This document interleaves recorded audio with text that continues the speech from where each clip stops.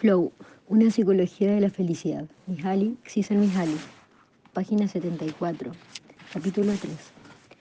El disfrute y la calidad de la vida. Hay dos estrategias principales que podemos adoptar para mejorar la calidad de vida. La primera es intentar que las condiciones externas estén de acuerdo con nuestras metas. La segunda es cambiar nuestra experiencia de las condiciones externas para adaptarlas a nuestras metas. Por ejemplo, sentirse seguro es un componente importante de la felicidad. El sentimiento de seguridad puede mejorarse comprando un revólver, instalando una fuerte cerradura en la puerta principal, mudándose a un barrio más seguro, ejerciendo presión política sobre el ayuntamiento para la ciudad para tener la protección de más policías o ayudando a la comunidad para que llegue a ser más consciente de la importancia del orden ciudadano. Todas estas respuestas diferentes se dirigen a conseguir condiciones ambientales más en conformidad con nuestras metas. El otro método por el que podemos sentir más seguridad implica modificar lo que entendemos por seguridad. Si uno no espera que la seguridad sea perfecta, reconoce que los riesgos son inevitables y consigue disfrutar de un mundo menos ideal y menos predecible. La amenaza de la inseguridad no tendrá tantas oportunidades de estropear su felicidad. Ninguna de estas estrategias es efectiva utilizada aisladamente. Cambiar las condiciones externas puede parecer que funciona al principio, pero si una persona no tiene el control de su conciencia, los viejos temores o deseos volverán pronto y revivirá inquietudes previas. Uno no puede crear un sentido completo de seguridad interior aunque se compre su propia isla caribeña y le rodee de guardaespaldas armados y perros de presa. El mito del rey Midas ilustra muy bien el argumento de que el control de las condiciones externas no mejora necesariamente la existencia. Como la mayoría de la gente, el rey Midas pensó que si llegase a ser inmensamente rico, su felicidad estaría asegurada. Por ello hizo un pacto con dioses, quienes tras regatear mucho rato le otorgaron su deseo, que todo lo que tocase se convirtiera en oro. El rey Midas pensó que había hecho un gran negocio. Nada le impediría ahora llegar a ser el hombre más rico y por lo tanto el más feliz del mundo. Pero nosotros sabemos cómo termina la historia. Midas pronto tuvo que lamentar su acuerdo, porque el alimento en su boca y el vino en su paladar se convertían en oro antes de que pudiese darles un bocado, así que murió rodeado de platos y tazas doradas. La vieja fábula sigue repitiéndose a través de los siglos.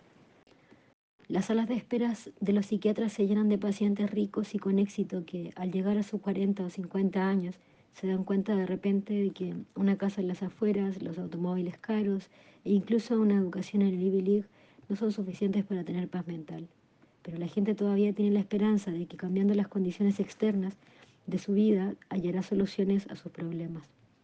Si pudiesen ganar más dinero, estar en mejor forma física o tener una pareja que les comprendiese más, realmente serían felices. Aunque reconozcamos que el éxito material no trae consigo la felicidad, nos ensarzaríamos en una pugna interminable por alcanzar metas externas, esperando que con ello mejore nuestra vida. La riqueza, la condición social y el poder han llegado a ser en nuestra cultura símbolos de felicidad. Cuando vemos gente rica, famosa o apuesta, tendemos a pensar que sus vidas son maravillosas, aunque tengamos pruebas que nos indiquen que no. Y pensamos que si nosotros pudiésemos adquirir algunos de esos mismos símbolos, seríamos mucho más felices. Si realmente triunfamos y llegamos a ser más ricos o más poderosos, creemos, por lo menos que durante un tiempo, que nuestra vida ha mejorado en su totalidad, pero los símbolos pueden defraudarnos, tienden a distraernos de la realidad que se supone que representan. Y la realidad es que la calidad de vida no depende directamente de lo que los demás piensan de nosotros o de lo que poseamos. Más bien, depende de cómo nos sentimos con nosotros mismos y con lo que nos sucede. Para mejorar la vida, hay que mejorar la calidad de la experiencia. Esto no significa que el dinero, el bienestar físico o la fama no tengan importancia para conseguir la felicidad. Pueden ser auténticas bendiciones, pero solo si nos hacen sentirnos mejor. De otro modo, en el mejor de los casos, son neutrales, en el peor son obstáculos a una vida feliz. La investigación sobre la satisfacción vital y la felicidad sugiere que, en general, existe una leve correlación entre la riqueza y el bienestar. Las personas que viven en los países económicamente más ricos, incluyendo los Estados Unidos, tienden a considerarse en conjunto más felices que la gente que vive en países menos ricos. Ed Diener, Un investigador de la Universidad de Illinois encontró que las personas muy ricas dicen ser felices como en promedio el 77% del tiempo, mientras que las personas con una riqueza media dicen ser felices únicamente el 62% del tiempo. Esta diferencia, aunque estadísticamente es importante, no es muy grande, especialmente si sabemos que el grupo de los muy ricos fue seleccionado gracias a una lista de los 400 estadounidenses más ricos. Es también interesante tener en cuenta que ninguno de los sujetos del estudio de Wiener creyó que el dinero por sí mismo garantizase la felicidad. La mayoría estaba de acuerdo con la afirmación: el dinero puede disminuir e incrementar la felicidad según cómo se use. En un estudio anterior, Norman Bradburn encontró que el grupo de ingresos más elevados, decía ser feliz en un 25% más frecuentemente que el grupo de ingresos más bajos. Nuevamente, la diferencia estaba ahí, pero no era muy grande. En una encuesta global denominada La calidad de vida estadounidense, publicada hace una década, los autores afirman que la situación financiera de la persona es uno de los factores menos importantes que afecta la satisfacción general con la vida. Dadas estas observaciones, en vez de preocuparnos acerca de cómo conseguir $1.000.000 o cómo hacer amigos e influir sobre las personas, parece ser más beneficioso averiguar cómo poder hacerse más armoniosa y más satisfactoria la vida cotidiana para lograr así la felicidad por una ruta directa, puesto que no podemos alcanzarla persiguiendo metas simbólicas. Placer y disfrute. Cuando pensamos qué tipo de experiencia mejora la vida, la mayoría de la gente piensa, en primer lugar, que esa felicidad consiste en experimentar placer, la buena comida, el sexo y todas las comodidades que ese dinero puede comprar. Nos imaginamos la satisfacción de viajar a lugares exóticos y estar rodeados por gente interesante y caros artilugios. Si no podemos conseguir esas metas que los coloridos y vistosos anuncios nos recuerdan que debemos perseguir, entonces nos sentiremos felices, decidiéndonos por una tarde tranquila frente al televisor con un vaso de licor cerca. El placer es un sentimiento de satisfacción que uno logra cuando la información en la conciencia nos dice que hemos conseguido cumplir con las expectativas controladas por los programas biológicos o por el condicionamiento social. El sabor del alimento es agradable cuando tenemos hambre porque reduce un desequilibrio fisiológico. Descansar por la noche mientras estamos absorbiendo pasivamente información de los medios de comunicación con alcohol o drogas para embotar la mente sobreexcitada por las exigencias del trabajo es agradablemente relajante. Viajar a Acapulco es placentero porque la estimulante novedad recupera nuestro paladar harto de las repetitivas rutinas de la vida cotidiana y porque sabemos que así es como la gente guapa también pasa el tiempo. El placer es un componente importante de la calidad de vida, pero por sí mismo no trae la felicidad. El sueño, el descanso, el alimento y el sexo nos ofrecen reconstituyentes experiencias homeostáticas que ordenan de nuevo la conciencia después de que la intrusión de las necesidades del cuerpo haya provocado entropía psíquica, pero no producen crecimiento psicológico, no agregan complejidad a la personalidad. El placer nos ayuda a mantener el orden, pero por sí mismo no puede crear un nuevo orden en la conciencia. Cuando la gente cavila sobre qué hacer, qué hace que su vida sea más agradable, tiende a ir más allá de los recuerdos divertidos y comienza a recordar otros sucesos, otras experiencias que se superponen con las experiencias placenteras, pero que caen en una categoría que merece un nombre aparte: el disfrute. Los sucesos capaces de hacernos disfrutar ocurren cuando una persona no solamente ha cumplido alguna expectativa interior o satisfizo una necesidad o un deseo, sino también cuando ha ido más allá de lo que él o ella se habían programado hacer y logran algo inesperado, tal vez algo que nunca habían imaginado. El disfrute está caracterizado por este movimiento hacia adelante, por un sentimiento de novedad, de realización. Jugar un partido de tenis en el que se ponga a prueba la propia capacidad es agradable, como leer un libro que nos revela las cosas bajo una nueva luz, como tener una conversación que nos conduce a expresar las ideas que no sabíamos que tuviésemos. Es agradable cerrar un acuerdo comercial tras una difícil negociación o contemplar el trabajo bien hecho. Ninguna de estas experiencias puede haber resultado particularmente placentera mientras la estábamos realizando, pero después, cuando pensamos sobre ella, decimos: realmente era divertido, y deseamos que nos suceda otra vez. Después de un suceso agradable, sabemos que hemos cambiado, nuestra personalidad ha crecido. En algunos aspectos hemos llegado a ser más complejos como resultado de ello. Las experiencias que dan placer pueden dar también disfrute, pero las dos sensaciones son bastante diferentes. Por ejemplo, todos sentimos placer al comer, pero disfrutar del alimento, sin embargo, es más difícil. Un gourmet disfruta comiendo como lo haría cualquiera que ponga la atención suficiente en una comida como para discriminar las diversas sensaciones que nos produce. Como este ejemplo sugiere, podemos experimentar placer sin invertir en ello energía psíquica, considerando que el disfrute sucede únicamente como resultado de una atención poco usual. Una persona puede sentir placer sin realizar esfuerzo alguno si los centros apropiados en su cerebro se estimulan eléctricamente o como resultado de la estimulación química de las drogas. Pero es imposible disfrutar de un partido de tenis, de un libro o de una conversación a menos que la atención esté totalmente concentrada en esa actividad. Es por esta razón por la que el placer es tan evanescente y por lo que la personalidad no crece como consecuencia de las experiencias placenteras. La complejidad requiere que se invierta energía psíquica en metas nuevas que sean relativamente un desafío. Es fácil de ver este proceso de los niños. Durante los primeros años de vida, cada niño es una pequeña máquina de aprender que intenta nuevos movimientos, nuevas palabras a diario. La absorta concentración que aparece en la cara del niño cada vez que aprende una nueva habilidad es un buen indicio de qué es el disfrute. Y cada ejemplo de agradable aprendizaje se agrega a la complejidad creciente de la personalidad del niño. Por desgracia, esta conexión natural entre el crecimiento y el disfrute tiende a desaparecer con el tiempo, quizá porque aprender llega a ser una imposición externa cuando empieza el proceso educativo. La excitación al dominar nuevas habilidades desaparece gradualmente. Llega a ser algo demasiado fácil, quedarse dentro de los límites estrechos de la personalidad que se han desarrollado hasta llegar a la adolescencia. Pero si uno es demasiado complaciente y siente que la energía psíquica que podría invertir en las nuevas direcciones se derrochará a menos que haya una buena oportunidad de conseguir gratificaciones extrínsecas, uno puede acabar por no disfrutar de la vida y el placer será la única fuente de experiencias positivas. Por otra parte, muchos individuos continúan esforzándose para seguir disfrutando en lo que hacen.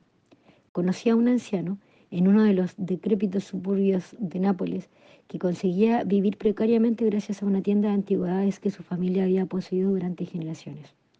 Una mañana, una próspera dama estadounidense entró en la tienda y después de mirar alrededor durante un rato, preguntó el precio de un par de putti barrocos de madera.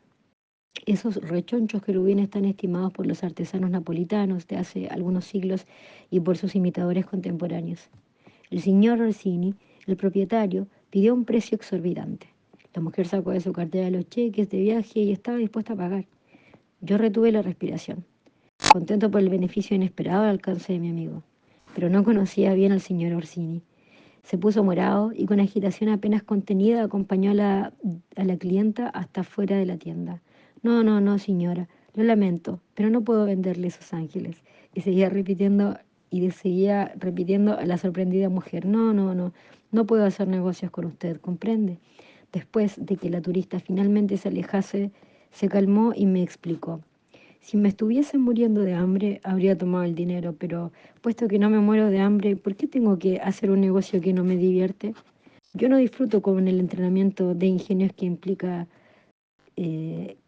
regatear, cuando las dos personas tratan de superar el uno al otro con trucos y con elocuencia. Ella ni siquiera sabía fingir, no sabía regatear, ni siquiera pensó que iba a tratar de aprovecharme de ella. Si hubiese vendido estas piezas a esa mujer a ese precio ridículo, me sentiría engañado. Poca gente en el sur de Italia o en cualquier otra parte tiene esta extraña actitud hacia las transacciones comerciales, pero sospecho que no disfrutan de su trabajo tanto como el señor Orsini. Sin el disfrute de la vida, eh, Sin el disfrute, la vida puede soportarse, e incluso puede ser placentera, pero puede ser así solo precariamente y dependerá de la suerte y de la cooperación del ambiente externo. Sin embargo, para ganar control personal sobre la calidad de la experiencia, uno necesita aprender a cómo encontrar disfrute de lo que sucede día a día. El resto de este capítulo ofrece una descripción de lo que hace agradable una experiencia. Esta descripción se basa en las largas entrevistas, cuestionarios y otros datos recogidos de varios miles de sujetos durante una docena de años. Inicialmente, entrevistamos solamente a personas que invirtieron una gran cantidad de tiempo y esfuerzo en actividades difíciles, aunque no consideren gratificaciones obvias tales como dinero o prestigio. Alpinistas, compositores musicales, jugadores de ajedrez, atletas aficionados. Luego, nuestro estudio incluyó entrevistas con personas ordinarias que llevaban una existencia ordinaria. Le pedimos que describieran cómo se sentían cuando sus vidas estaban en su apogeo, cuando lo que estaban haciendo era lo más agradable. Estas personas eran ciudadanos estadounidenses, cirujanos, profesores, clérigos, trabajadores en una cadena de montaje, madres jóvenes, jubilados y adolescentes. También incluimos personas de Corea, Japón, Tailandia, Australia, diversas culturas europeas y una reserva de indios navajos. Basándonos en estas entrevistas, ahora podemos describir qué hace que una experiencia sea agradable y así les ofrecemos ejemplos que todos podemos usar para mejorar nuestra calidad de vida. Los elementos del disfrute. La primera sorpresa que encontramos en nuestro estudio era cuán parecida era la descripción de las diferentes actividades cuando éstas iban especialmente bien. Aparentemente, la manera como se siente un nadador de largas distancias cuando cruza el Canal de la Mancha es casi idéntica a la manera de cómo se siente un jugador de ajedrez durante un torneo o un escalador que se encarama por una cara difícil de roca. Todos estos sentimientos eran compartidos en aspectos importantes por sujetos que eran desde músicos componiendo un nuevo cuarteto hasta adolescentes del gueto participando en un campeonato de baloncesto. La segunda sorpresa fue que, sin importar la cultura, el grado de modernización, la clase social, la edad o el sexo, los sujetos describían el disfrute de la misma manera. Lo que hacían para experimentar el disfrute era totalmente diferente a los viejos coreanos que les gustaba meditar, a los japoneses adolescentes que les gustaba ir por ahí con su pandilla en motocicleta, pero se describían cómo se sentían cuando disfrutaban en términos casi idénticos. Además, las razones por las cuales disfrutaban de la actividad compartían más similitudes que diferencias. En suma, la experiencia óptima y las condiciones psicológicas que hacen posible parecen ser las mismas en todo el mundo. Nuestros estudios sugieren que la fenomenología del disfrute tiene 8 componentes importantes. Cuando la gente reflexiona acerca de cómo se siente cuando su experiencia fue muy positiva, mencionan por lo menos uno y frecuentemente todos los rasgos siguientes. Primero, la experiencia suele ocurrir cuando nos enfrentamos a tareas que tenemos al menos una oportunidad de lograr. Segundo, debemos ser capaces de concentrarnos en lo que hacemos. Tercero y cuarto, normalmente la concentración es posible porque la tarea emprendida tiene unas metas claras y nos ofrece una retroalimentación inmediata. Quinto, uno actúa sin esfuerzo con una profunda involucración que aleja de la conciencia las preocupaciones y frustraciones de la vida cotidiana. Sexto, las experiencias agradables permiten a las personas ejercer un sentimiento de control sobre sus acciones.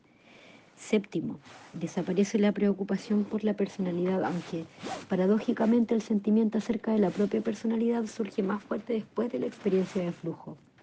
Finalmente, el sentido de la duración del tiempo se altera. Las horas pasan en minutos y los minutos pueden prolongarse hasta parecer horas. La combinación de todos estos elementos ocasiona un sentimiento profundo de disfrute que recompensa tanto a las personas que éstas sienten que gastar una gran cantidad de energía para ser capaces de sentirlo es simplemente algo útil. Observaremos más de cerca a cada uno de estos elementos para poder entender mejor qué hace tan gratificantes las actividades agradables. Con este conocimiento es posible lograr el control de la conciencia y convertir incluso los momentos más monótonos de nuestras vidas cotidianas en acontecimientos que ayuden a que crezca nuestra personalidad.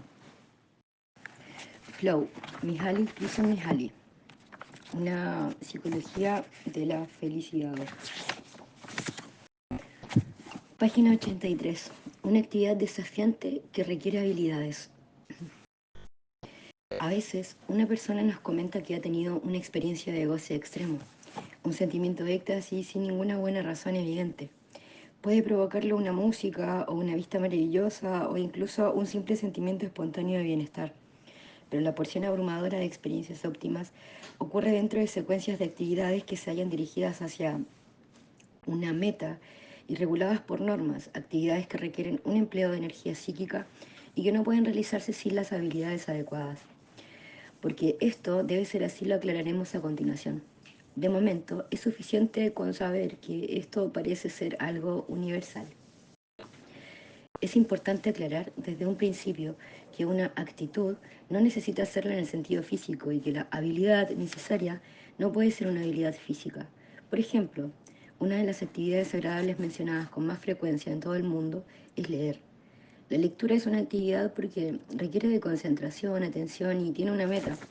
Y para realizarla hay que saber las reglas del lenguaje escrito. Las habilidades implicadas en leer incluyen no solamente la alfabetización, también la capacidad de traducir las palabras en imágenes, de simpatizar con personajes ficticios, de reconocer contextos históricos y culturales, anticipar los giros de la trama, criticar, evaluar el estilo, el autor, etc. En este amplio sentido, cualquier capacidad para manipular la información simbólica es una habilidad como la habilidad del matemático para formar relaciones cuantitativas en su cabeza o la habilidad del músico para combinar las notas musicales. Otra actividad universalmente agradable es estar con otras personas, socializar. Puede que a primera vista parezca una excepción la afirmación de que uno necesita utilizar alguna habilidad para disfrutar de una actividad, porque no parece que chismear o bromear con otra persona requieran capacidades particulares. Pero por supuesto que sí la requieren. Como tanta gente tímida sabe, si una persona se siente ridícula, temerá establecer contactos normales y evitará estar en compañía siempre que le sea posible. Cualquier actividad contiene una enorme cantidad de oportunidades para la acción o desafíos que para su realización requieren poseer las habilidades apropiadas. Para aquellos que no poseen las habilidades adecuadas, la actividad no les desafía, simplemente no tiene sentido. Poner encima de la mesa un tablero de ajedrez consigue tentar a un jugador de ajedrez, pero deja frío a quien no conoce las reglas del juego. Para la mayoría de la gente, la pared vertical de El Capitán en el Valle del Yo es simplemente un pedazo enorme de roca. Para el escalador es un gran lugar que le ofrece una sinfonía interminable y compleja de desafíos mentales y físicos. Una manera simple de encontrar desafíos es entrando en una situación competitiva. He aquí el gran atractivo de todos los juegos y los deportes que enfrentan a una persona o a un grupo contra otro. En muchos aspectos, la competición es una manera rápida de desarrollar complejidad. ¿Quién lucha contra nosotros? Escribió Edmund Burille. Fortalece nuestros nervios y agudiza nuestra habilidad. Nuestro antagonista es nuestro ayudante. Los desafíos de la competición pueden estimular y agradar, pero cuando vencer al adversario tiene prioridad en la mente sobre hacerlo lo mejor posible, el disfrute tiende a desaparecer. La competición solo es agradable cuando es un medio para perfeccionar las propias habilidades. Cuando llega a ser un fin en sí misma, deja de ser divertida. Pero los desafíos no se limitan en modo alguno a las actividades competitivas o físicas. Son necesarios para ofrecernos disfrute incluso en las situaciones donde uno no lo esperaría. Por ejemplo, he aquí una frase obtenida en uno de nuestros estudios en una declaración realizada por un experto en el arte que describe el disfrute que siente al mirar una pintura, algo que la mayoría de la gente creería que es un proceso intuitivo inmediato. Muchas obras de las que me ocupo son muy sencillas y no encuentro nada excitante en ellas, ¿sabe usted? Pero hay otras obras que tienen algún tipo de desafío. Esas son las obras que se quedan en la mente, las más interesantes. En otras palabras, incluso el disfrute pasivo que uno obtiene de mirar una pintura o una escultura depende de los desafíos que contenga la obra de arte. Las actividades que provocan disfrute frecuentemente han sido diseñadas con este propósito. Juegos, deportes, formas artísticas y literarias se desarrollan durante siglos con el expreso propósito de enriquecer la vida con experiencias agradables. Pero sería una equivocación asumir que solo el ocio y el arte pueden ofrecernos experiencias óptimas. En una cultura saludable, el trabajo productivo y las necesarias rutinas cotidianas de la vida también satisfacen.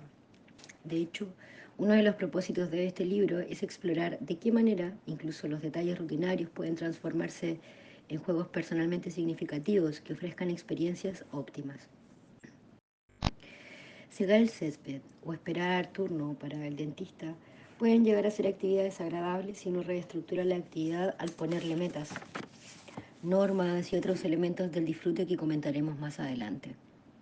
Hans Mayer Leibniz, el famoso físico experimental alemán y descendiente del filósofo y matemático del siglo no sé cuánto, nos ofrece un ejemplo sorprendente de cómo uno puede tomar el control de una situación aburrida y convertirla en otra levemente agradable.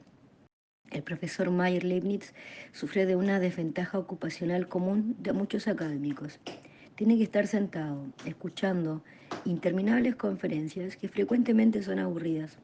Para aliviar esta situación tan pesada, se inventó una actividad privada que le ofrecía los desafíos suficientes para no estar completamente aburrido durante una conferencia poco interesante, pero tan automatizada que dejara la suficiente atención libre para que si se dijera algo interesante, quedara registrada en su conciencia. Lo que hacía era esto. Cuando el ponente empezaba a ponerse pesado, tamborileaba con su pulgar derecho una vez, luego con el dedo medio de la mano derecha, luego con el índice, luego con el anular, y entonces nuevamente con el dedo medio. A continuación tamborileaba el dedo meñique de la mano derecha.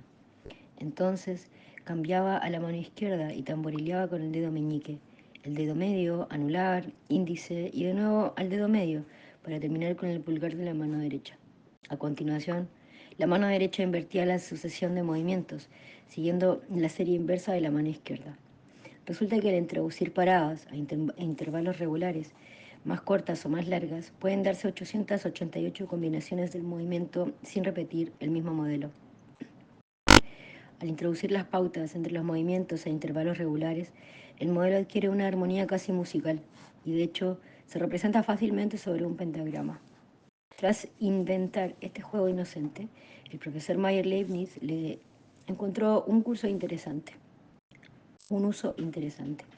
Era una manera de medir la longitud de los pensamientos. El modelo de 888 variantes, repetido 3 veces, ofrece un total de 2.664 movimientos que, con la práctica, toman casi exactamente 12 minutos realizarlos todos. Tan pronto como empieza el tamborileo, al enfocar su atención, los dedos, el profesor Mayer Leibniz puede decir exactamente en qué punto se halla la serie.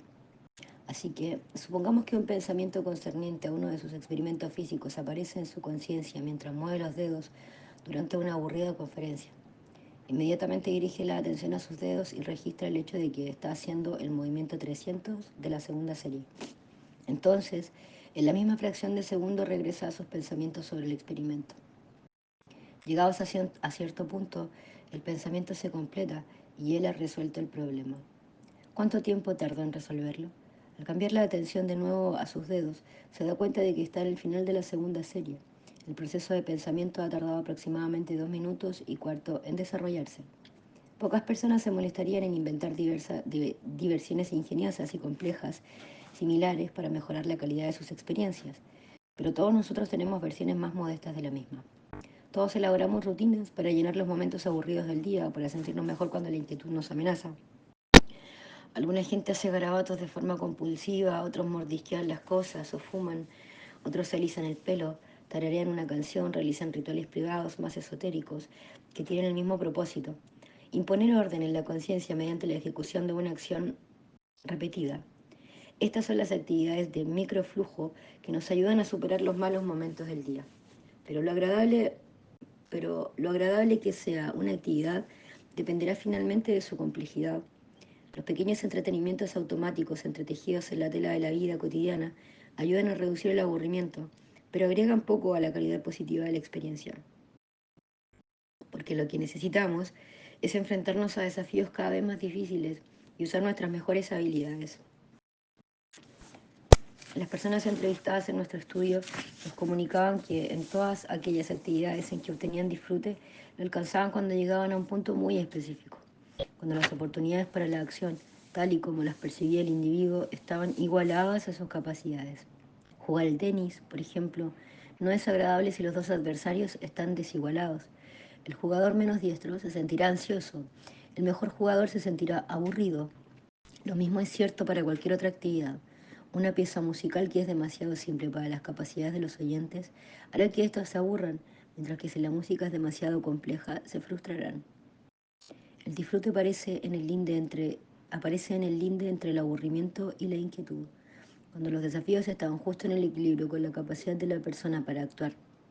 La proporción áurea entre los desafíos y las habilidades no solamente es cierta para las actividades humanas.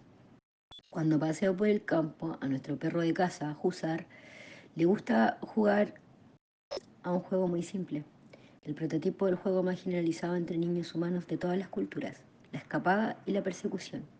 Corre en círculos a mi alrededor a su máxima velocidad, su lengua afuera y los ojos vigilando cautelosamente cada movimiento que hago, por el intento de cogerlo. Ocasionalmente lo intento y si tengo suerte consigo tocarlo. Ahora bien, la parte más interesante es cuando me canso y me muevo con indiferencia. Husar corre cerrando más el círculo y haciendo que sea relativamente fácil para mí cogerlo. Por otra parte, si estoy en buena forma y dispuesta a esforzarme, él agrandaría el diámetro de su círculo. De esta manera, la dificultad del juego se mantiene constante, en un sentido sobrenatural para el equilibrio entre los desafíos y las habilidades. Él se asegura de que el juego tenga el máximo de disfrute para los dos. Combinar acción y conciencia. Cuando todas las habilidades pertinentes de una persona se necesitan para enfrentarse a los desafíos de una situación, su atención está completamente absorbida por la actividad. No queda casi energía psíquica para procesar otras informaciones, excepto la que la propia actividad ofrece. Toda la atención está concentrada en los estímulos permanentes. Como resultado, sucede uno de los aspectos más distintivos y universales de la experiencia óptima. Las personas están involucradas en lo que están haciendo, están tan involucradas en lo que están haciendo que la actividad llega a ser algo espontáneo, casi automático. Dejan de ser conscientes de sí mismos como seres separados de las acciones que están realizando. Una bailarina describe cómo se siente cuando lo está haciendo bien. Te sientes totalmente concentrada, la mente no divaga, no piensas en otras cosas, estás totalmente involucrada en lo que haces. La energía fluye muy suavemente, te sientes relajada, cómoda y llena de energía. Un escalador explica qué siente cuando sube una montaña. Te involucras tanto en lo que haces que no piensas en ti mismo como algo separado de la actividad que haces. Eres lo que estás haciendo. Una madre que disfruta junto a su hija pequeña nos dice, leer es unas cosas en las que ella se involucra realmente y leemos las dos juntas.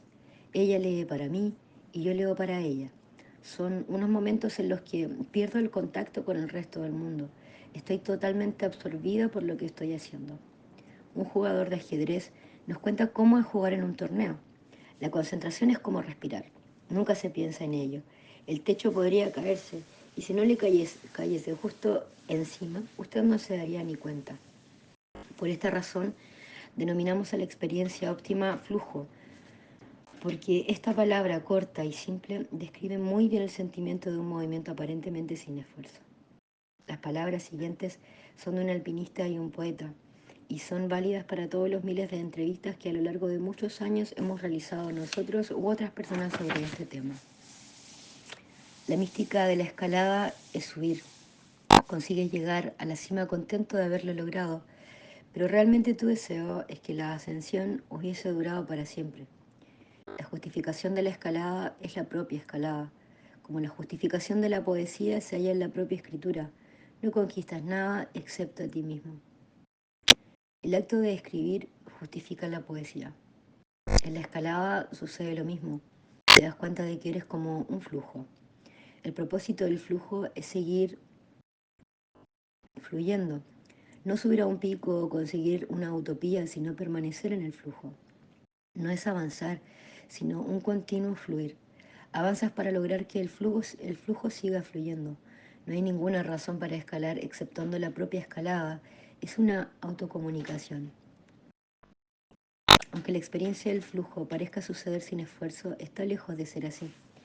Frecuentemente requiere de un vigoroso esfuerzo físico o de una actividad mental altamente disciplinada. No sucede si no nos aplicamos a realizarla de forma hábil. Cualquier distracción en la concentración la hará desaparecer. Pero mientras dura, la conciencia trabaja suavemente y una acción sigue ininterrumpidamente a otra acción. En la vida normal, nos interrumpimos constantemente con dudas y preguntas. ¿Por qué hago esto? ¿Debería quizás hacer esto otro? repetidamente nos cuestionamos la necesidad de nuestras acciones y evaluamos críticamente las razones que nos llevan a realizarlas. Pero en el flujo no hay necesidad de reflexionar porque la acción nos lleva hacia adelante como por ensalmo. Metas claras y retroalimentación. La razón que justifica una involucración tan compleja en una experiencia de flujo es que normalmente las metas están claras y la retroalimentación es inmediata. Un jugador de tenis siempre sabe qué debe hacer, devolver la pelota a la cancha del adversario. Y cada vez que golpea la pelota, sabe si lo hace bien o no. Las metas del jugador de ajedrez son igualmente obvias. Debe hacer jaque mate al rey del adversario antes de que éste se lo haga el suyo. Con cada movimiento puede calcular si está o no más cerca de este objetivo. El alpinista que avanza subiendo una pared vertical de roca tiene una meta muy simple: completar el ascenso sin caerse. Cada segundo, hora tras hora, sabe si se está acercando a su meta. Por supuesto, si uno escoge una meta trivial, el éxito en sí no le proporcionará disfrute. Si me propongo como meta permanecer vivo mientras estoy sentado en el sofá del salón de mi casa, también podría pasar los días sabiendo que lo estoy consiguiendo, al igual que un escalador sabe que está logrando su meta. Pero este logro no me haría especialmente feliz si me comparo con la alegría de un escalador tras conseguir realizar una peligrosa subida. Ciertas actividades requieren de mucho tiempo para poder realizarlas y sin embargo las metas y la retroalimentación son todavía sumamente importantes. Un ejemplo es el que nos dio una anciana de 62 años que vive en los Alpes italianos, que nos dijo que sus experiencias más agradables eran cuidar las vacas y el huerto. Yo encuentro una satisfacción muy especial en el cuidado de las plantas. Me gusta verlas crecer día a día. Es muy hermoso. Aunque esta actividad involucre un periodo de paciente espera, ver crecer las plantas que uno ha cuidado proporciona una poderosa retroalimentación, incluso aunque vivamos en un piso de la ciudad.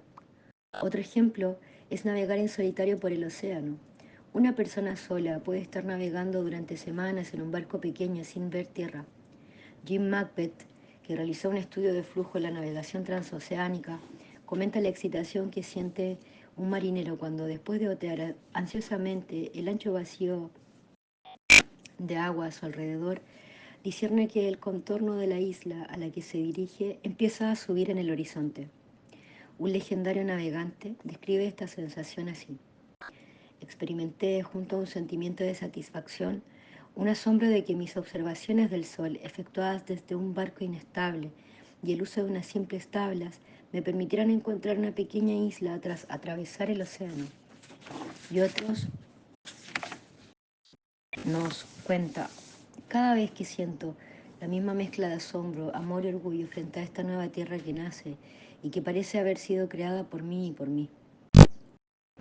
Las metas de una actividad no siempre están tan claras como en el tenis, y la retroalimentación frecuentemente es más ambigua que la simple información no me caigo, procesada por el escalador. Un compositor de música, por ejemplo, puede saber que desea escribir una canción o un concierto de flauta, pero a excepción de esto, sus metas están poco definidas.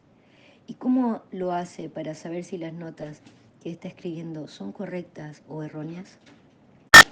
La misma situación sigue siendo cierta para el artista que pinta un cuadro y para todas las actividades creativas o las que se realizan en la naturaleza. Pero estas son las excepciones que confirman la regla. A menos que una persona aprenda a fijarse unas metas y reconocer y medir su retroalimentación en tales actividades, no las disfrutará. En algunas actividades creativas, donde las metas no están claramente definidas de antemano, una persona debe desarrollar un fuerte significado personal de aquello que desea hacer. El artista podría no tener una imagen visual de cómo será la pintura una vez terminada, pero cuando el cuadro ha progresado hasta cierto punto, debería saber si es lo que quiso lograr o no.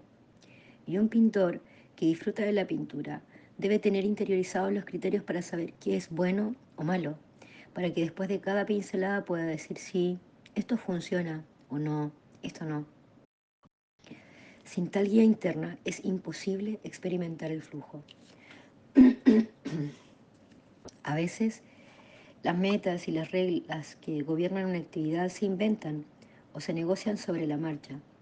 Por ejemplo, los adolescentes disfrutan las interacciones improvisadas que tienen lugar entre ellos y con las que intentan exagerar más que los demás, contar historias divertidas o burlarse de sus profesores. La meta en estas reuniones surge a fuerza de ensayo y error y rara vez se hace explícita. Frecuentemente permanece fuera del nivel de la conciencia de los participantes. De todas formas, está claro que estas actividades tienen sus reglas propias y que quienes participan en ellas tienen una idea muy clara de en qué constituye un buen movimiento y de quién lo hace bien. En muchos aspectos, sigue el modelo de una buena banda de jazz o de cualquier grupo de improvisación. Los eruditos o los participantes en un debate obtienen una satisfacción similar cuando los pasos de sus argumentaciones encajan suavemente y producen el resultado deseado. Lo que constituye la retroalimentación varía apreciablemente en las diferentes actividades. Alguna gente siente indiferencia ante cosas que otros desean con tanto afán que nunca pueden conseguir lo suficiente. Por ejemplo, hay cirujanos que sienten tal amor hacia las operaciones que realizan que no se cambiarían a la medicina interna aun cuando ganasen 10 veces más dinero que con la cirugía. Porque un especialista en medicina interna nunca sabe exactamente si lo está haciendo bien. Por otra parte, en una operación la condición del paciente casi siempre estará claro. Por ejemplo, en una incisión, cuando el órgano enfermo ha sido extraído, la tarea del cirujano está ya cumplida. Después, la sutura proporciona una sensación gratificadora de cierre de la actividad y el desdén del cirujano hacia la psiquiatría es aún mayor que hacia la medicina interna. Según los cirujanos, el psiquiatra puede estar 10 años con un paciente sin saber si el tratamiento ayuda. Sin embargo, el psiquiatra que disfruta de su trabajo también recibe retroalimentación constante. La manera en la que el paciente se controla, la expresión de su cara, la vacilación de su voz, el contenido del material que expone durante una hora terapéutica, conocer el progreso de la terapia. Todas estas informaciones son pistas que usa el psiquiatra. La diferencia entre un cirujano y un psiquiatra es que el primero considera la sangre y la extirpación como el único medio de retroalimentación que existe, mientras que evalúa como el segundo evalúa las señales que reflejan el estado mental de un paciente, puesto que para él son una información muy importante. El cirujano juzga que el psiquiatra es un blando porque está interesado en metas efímeras. El psiquiatra piensa que el cirujano es un bruto por su concentración en lo mecánico. El tipo de retroalimentación que buscamos frecuentemente es de por sí insignificante. ¿Qué diferencia hay si golpeo la pelota de tenis dentro de una zona delimitada por las líneas blancas, si inmovilizo al rey del enemigo sobre el tablero, o si noto una vislumbre de comprensión en los ojos de mi paciente al finalizar su hora de terapia? Lo que da valor a esta información es el mensaje simbólico que contiene, lo que he tenido éxito en lograr en mi meta. Tal conocimiento crea orden en la conciencia y fortalece la estructura de la personalidad. Casi cualquier tipo de retroalimentación puede ser agradable siempre que se esté lógicamente relacionada con la meta que uno tiene empleada su energía psíquica. Si quiero colocar en equilibrio un palo sobre mi nariz, entonces la visión del palo que tiembla encima de mi cara me ofrece unos momentos agradables. Pero cada uno de nosotros es sensible por su temperamento a cierta gama de informaciones que aprendimos a valorar más que lo que la mayoría de la gente hace. Y es probable que consideremos que la retroalimentación que involucra esa información es más importante de lo que los demás piensan. Por ejemplo, algunas personas nacen con una sensibilidad excepcional al sonido. Son capaces de discriminar entre diferentes tonos y niveles. Reconocen y recuerdan combinaciones de sonidos mejor que la población en general. Es probable que tales individuos se sientan atraídos por los sonidos y aprenderán a controlar y a crear información auditiva. Para ellos, la retroalimentación más importante consistirá en ser capaces de combinar sonidos para crear y reproducir ritmos y melodías. Serán compositores, cantantes, músicos, directores o críticos musicales. Por contraste, algunas personas están genéticamente predispuestas a ser extraordinariamente sensibles hacia otras personas y aprenderán a prestar atención a las señales que estas personas envían. La retroalimentación que buscarán es la expresión de la emoción humana. Algunas personas tienen personalidades frágiles y necesitan constantemente de retroalimentación. Para ellos, la única información que cuenta es ganar en una situación competitiva. Otros han invertido tanto en gustar a los demás que la única retroalimentación que valoran es la aprobación y la admiración. Un buen ejemplo de la importancia de la retroalimentación son las respuestas de un grupo de religiosas ciegas entrevistadas por el equipo de psicólogos del profesor Fausto Massimini en Milán, Italia. Como otros sujetos de nuestros estudios, se les pidió que describieran las experiencias más agradables en sus vidas. Para estas mujeres, muchas de ellas ciegas de nacimiento, sus experiencias de flujo más frecuente mencionadas era leer libros en braille, rezar, hacer trabajos artesanales como hacer punto y encuadernar libros, o ayudarse entre sí en caso de enfermedad u otra necesidad. Entre cerca de 600 personas entrevistadas por el equipo italiano, estas mujeres ciegas acentuaron más que ninguna otra la importancia de recibir una retroalimentación clara como condición para disfrutar de lo que hacían. Incapaces de ver qué sucedía a su alrededor, ellas necesitaban saber, aún más que la gente vidente, si realmente estaban consiguiendo realizar lo que querían. La concentración sobre la tarea